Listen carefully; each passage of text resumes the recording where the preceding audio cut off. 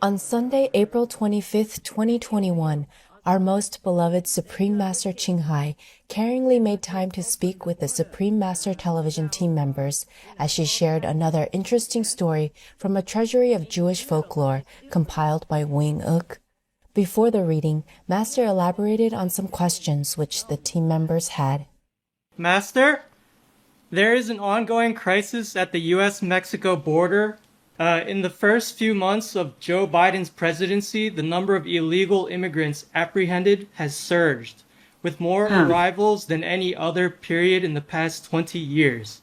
Yeah. Some say it is fueled by the perception that his administration has a more open border policy. By contrast, the former U.S. President, His Excellency Donald Trump's policies tightly restricted legal and illegal immigration and directed immigration officials to apprehend anyone in the country unlawfully. Would Master kindly share her thoughts on this issue? Yes. President Trump wanted to regulate the immigration traffic flow from other countries to be in a more orderly manner, to protect the Americans as well as the immigration people.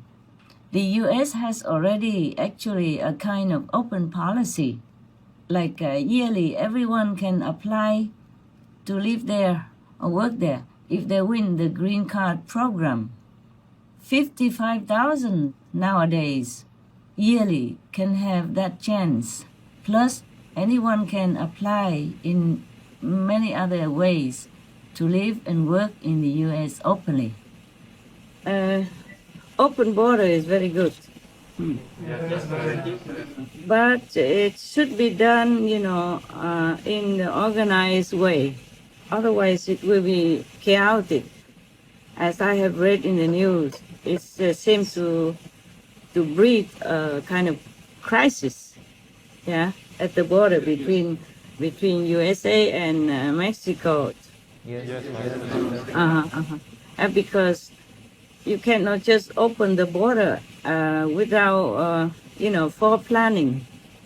Yes. In Europe, it's different. They have a Schengen zone where people from different countries in Europe can just go in and out of any other countries without any border, without checkpoints, without passport or any ID necessary. But they had planned many equipment and systems to put this into practice. But America and Mexico and others, like South American countries, they did not plan. So in that case, it's not very good to just let people come in like that, because you might have different people with maybe disease or criminal records or other kind of unpleasant things. And also, if you don't plan in advance, then you don't have like a center to screen people and to give them ID to go into the U.S. so that they can find a job or they can find their relatives.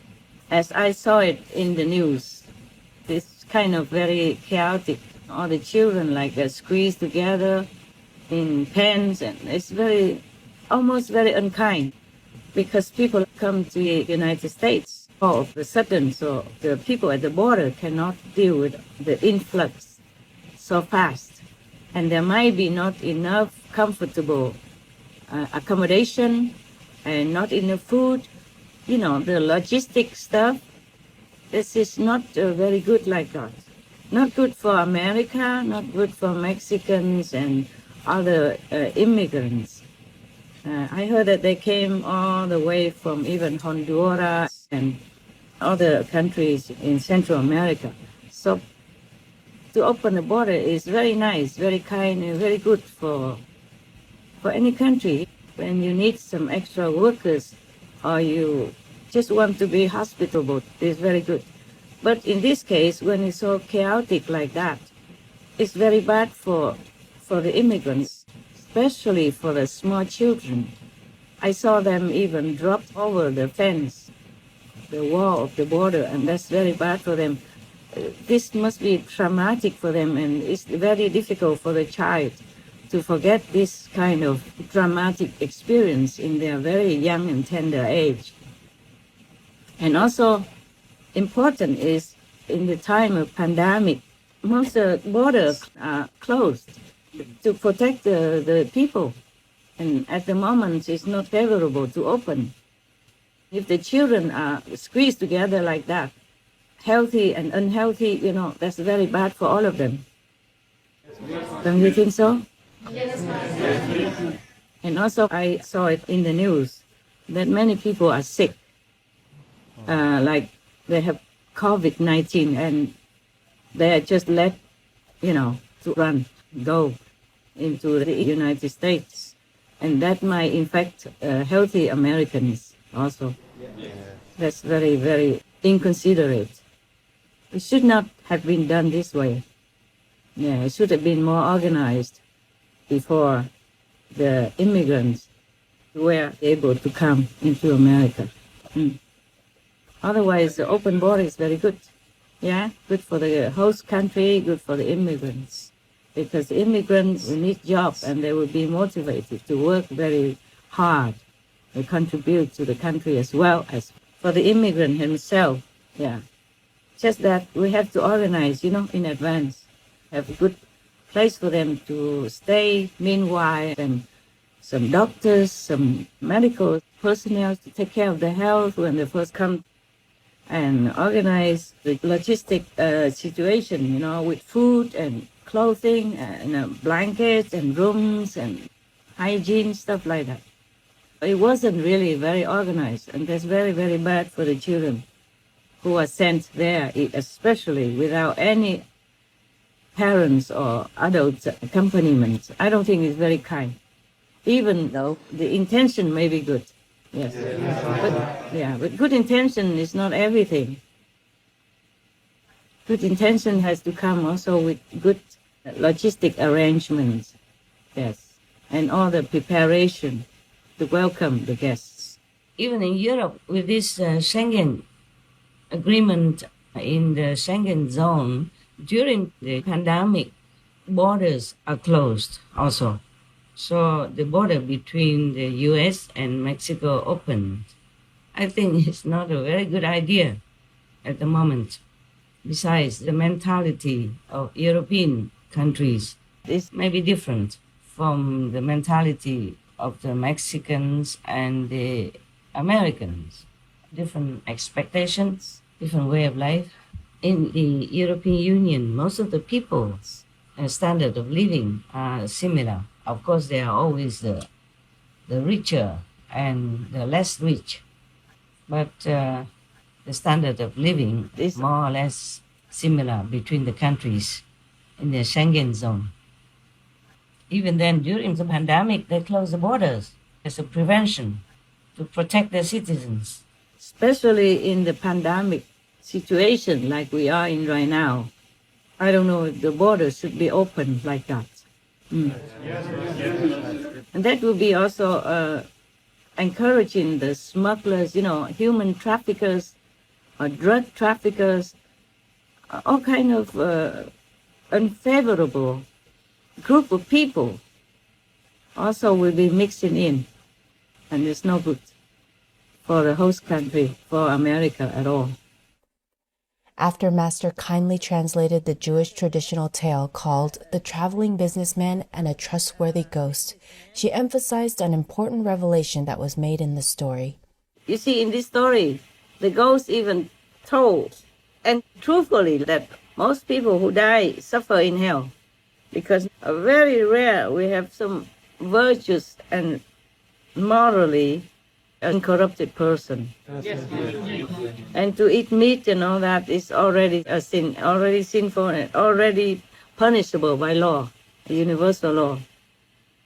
I really want to plead with all the religious leaders. You must make a good example. You must be a vegan now. Then God will forgive. Otherwise, truly, you will go to hell. I mean it, like everyone else. If you continue to eat meat, drink wine, and even just to eat meat, not drink wine, it's already sinful enough to be punished in hell for a long time. We can put the hotline or the talk of the sister from China about hell. 徒儿可以证实师父说吃肉会下地狱是真实的。有一天午夜打坐完毕，内在师父跟我说，你应该下地狱去学习当佛菩萨，并帮助那里的众生。内在师父用无上大力量保护等级还不够的我，下了地狱，让徒儿没有任何灼伤之感或是恐惧感。地藏王菩萨带我去一处地狱，此处罪人被强迫在一个形如水车般的大黑铁轮上面拼命地快跑，如果跑得跟不上铁轮转动的速度，就会掉到下面用烈火煮着的沸腾汤锅里煮碎了。我照师父指示念了师父传的五圣号与7戒礼物，轮上的众生因师父大力量就脱身跪在我的面前。我问他们为何会堕入这个地狱，他们说因为生前吃很多人们追捕而来的鱼和动物的肉，这些动物们被追捕的时候惊慌逃命，却无处可逃，被抓到后又被杀，放进汤锅里把肉煮烂来吃，所以我们吃了动物的肉就堕入汤锅地狱，被罚一直不断的逃跑与被煮熟。我开导他们说，吃肉的业障极为深重，大家都是不知道吃肉后果如此可怕才敢吃，并叮嘱他们以后转生一定记得要吃纯素与做好事。罪人就跟师父超生去了，但是在说话的同时，又看到很多裸体的新来的吃肉罪人从上面一个接一个堕入地狱，所以经典才说地狱不会空。此时我的肉身左手背突然有一种痛感，查看之下发现我的左手袖子无形中变得很宽大，里面有好多地狱众生被装在里面救出来了。原来地狱众生也能被缩小带出来。惊讶之余，思及师父与地藏王菩萨如此帮助罪苦众生，实在太慈悲伟大了，就瞬间回到地狱赞颂起2位大圣者。才刚赞颂了2、3句，就听到哐当哐当的巨响，原来是附近几个地狱的铁墙都因此而崩垮了，而且地狱原本黑黑的地上涌出了纯净明亮的泉水，形成了一个莲花池，从这池子里迅速开出了好多白莲花与金莲花，莲花越变越大，光辉美丽。地狱也能生金莲花，都因我们挚爱的青海无上师与地藏王菩萨无量的大力量大功德，实在不可思议。It's not enough that you wear the monks or nuns robe and just, every day doing some not very useful rituals, taking donations, having a comfortable church or temple to live in, and being revered by the faithful. You must turn around, be vegan. No more meat, no more animal products. Otherwise, you cannot escape hell. In my honor, in the name of God, I tell you the truth like that. Even if you feel offended, even if I risk my safety to tell you, the leaders of religions, I have to tell you, in the name of God. It's not enough just to learn some ritual by heart and just repeat what is in the Bible or the Sutra. People trust you to lead them to the righteous way. Not only you have to be vegan, you must also advise your followers, the faithful, to do the same. Must be vegan. No more killing indirectly. The poor innocent animals that God made, the animals are also God's children and shall not be destroyed.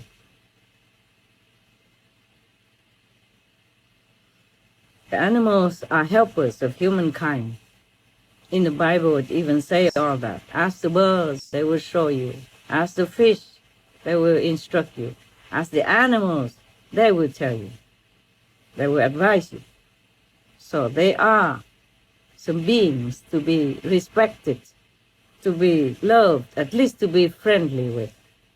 It's not for us to eat, to torture in such a barbarous way. And if you eat them, these torturously killed meats, you condone this practice, and you are unaccomplished. I am telling you, as a friend, as a faithful, as a person who respects, loves God, as a person who loves human beings and animals, as a person who cries every day and night for their suffering. I'm not spending idling time talking to you like this. I must warn you that hells are awaiting you if you don't turn around now and stop eating meat of the innocent animals. We, even no priests, even ordinary people, we humans, a humane human, should never enjoy at the cost of suffering of any others. God says, thou shalt not kill, and that never fails. That law of the universe is everywhere correct and just. No one can escape that. As you sow, so shall you reap. Just because you don't see the animal suffer, just because you don't kill the animal, doesn't mean you don't partake in the sin thereof. People trust you. You must advise them to go the compassionate way, the way Jesus walked, the way the Buddha taught, the way Guru Nanak Dev Ji showed to us, the way Prophet Muhammad, peace be on him, taught us. All the masters say the same. Lord Mahavira did not even want to eat the fruits even. And we are allowed to eat fruits and vegetables and in plenty. We are not short of food, of nutrition. We should not kill just to enjoy. That is wicked. That is against God. That's against your mission, against the robe that you are wearing, which is the holy robe, the representative of holiness, of heaven, of God. You have to live the way our masters taught us, like Lord Jesus, Lord Buddha, Lord Mahavira, Guru Nanak Dev Ji, the Prophet Muhammad, peace be on him, the Prophet Baha'u'llah, etc., etc. I have no more tears to show you. I cannot take out my heart to show you how sincere I am and how broken it has been over and over again because of the suffering of humans and animals. The suffering of animals affects humans, and thus humans also suffer. You are the representative of heaven. You're supposed to walk the way of heaven, of compassion, of love, of benevolence, of mercy. Then all that will come to you the day you leave this world, the day you discard your robe to go back to heaven. Otherwise, you go to hell. And I guarantee that. You know I mean it. And you know it is true. So you turn now. I wish you the best. In God's mercy and love. And I love you, all of you. Please, you turn. Thank you. Most gracious Master, your pure, selfless love and never-ending compassion for all suffering and misled beings give us hope that the world will retrieve its humane values. We sincerely pray that Master's efforts will help those in trusted positions of influence to choose the life-honoring vegan diet and urge their followers to do the same, thus bringing humankind onto the path of benevolence. Wishing Master a peaceful heart, happiness, and perfect health in the support and glory of the Divine. For the full broadcast of this conference with Supreme Master CHINGHAI, please tune in to Between Master and Disciples at a later date.